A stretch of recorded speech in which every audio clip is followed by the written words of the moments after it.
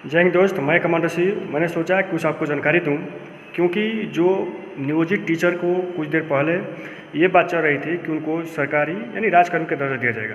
अब BEd versus BTC का जो मामला है, क्या वजह हो गया कि पाठक सर को दिल्ली आना पड़ा। जब दिल्ली आए तो हम लोग यहीं तैनात हैं, क्योंकि जितना नेता मंत्री साहिबानगढ़ हैं उनके देख रेख के लिए हम लोग यहाँ उपस्थित हैं।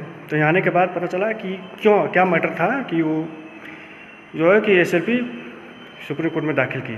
ये तो कंफर्म है कि जो एसएलपी जो दाखिल किया गया है सुप्रीम कोर्ट में, इसमें पार्टिसिपेट यानी बीएड वर्सेस बीटीसी और नियोजित टीचर से संबंधित इसमें कोई शक नहीं है। इस सबको पार्टिसिपेट किया गया है। मेन मैटर क्या है इसके बारे में समझते हैं, क्योंकि कल शाम को मैं यूट्यूब पे देखा तो बहुत सारे लोग बीएड वर्सेस बीटीसी या नियोजित टीचर के बारे में बता रहे थे। ये सब गलत बता रहे हैं, कोई सच्चाई नहीं बता रहा है।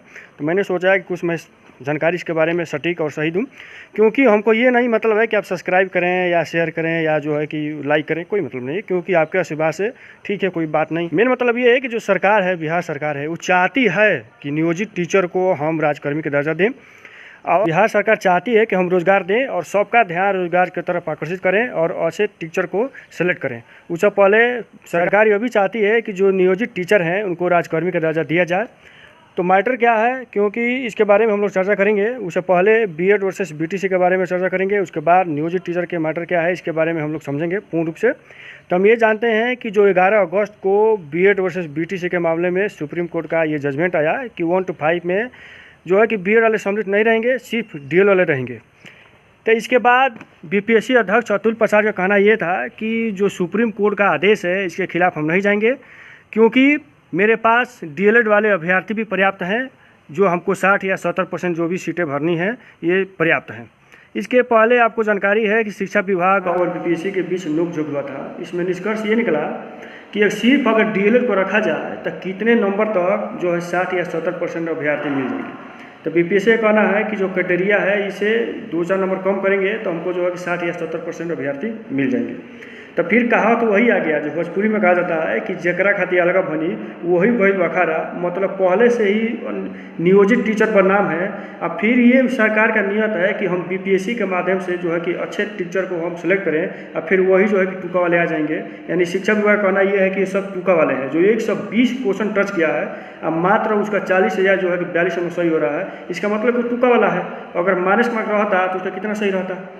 फिर निष्कर्ष निकला कि अगर बीएड सम्मिलित करके अगर रिजल्ट हम बना रहे हैं तो कितने नंबर के ऊपर तक जो है कि हमको अभ्यर्थी फुल मिल जाएंगे। तो 60+ से ऊपर अभ्यर्थी जो है कि पूरे फुल मिल जाएंगे। तो शिक्षा विभाग का कहना यह है कि जब इतना अच्छे नंबर वाले मेरे पास अभ्यर्थी हैं, तो शिक्षा विभाग का कहना यह है कि जो ये सुप्रीम कोर्ट का आदेश है, इससे पहले ही मेरा नोटिफिकेशन जारी हो गया था, तो क्यों ना हम सुप्रीम कोर्ट जा करके इसकी अपील करें कि बीएड को सम्मिलित किया जाए।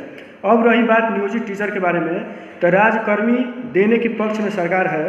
तो हम ये जानते हैं कि कार्यपालिका, विधायिका और न्यायपालिका 3 स्तंभ होता है सरकार का, और चौथा स्तंभ होता है मीडिया। तो जितने यूट्यूब वाले हैं सब झूठ बोलते हैं।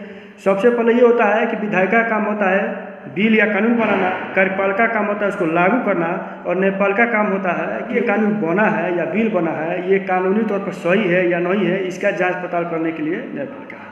तो इसलिए सरकार ये चाहती है कि अगर हम राजकर्मी का दर्जा दें तो लास्ट में कोई दिक्कत ना हो। अगर दिक्कत होगी तो सरकार की बदनामी होगी।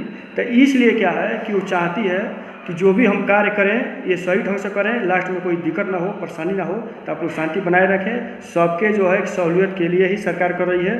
सरकार का कहना यह है कि हमको अफवाह पे नहीं जाना है, हमको जो है कि रोजगार के मुद्दे पे आना है। सरकार जो है कि भर्तियाँ करा रही हैं, सबके पक्ष में ये कार्य हो रहा है।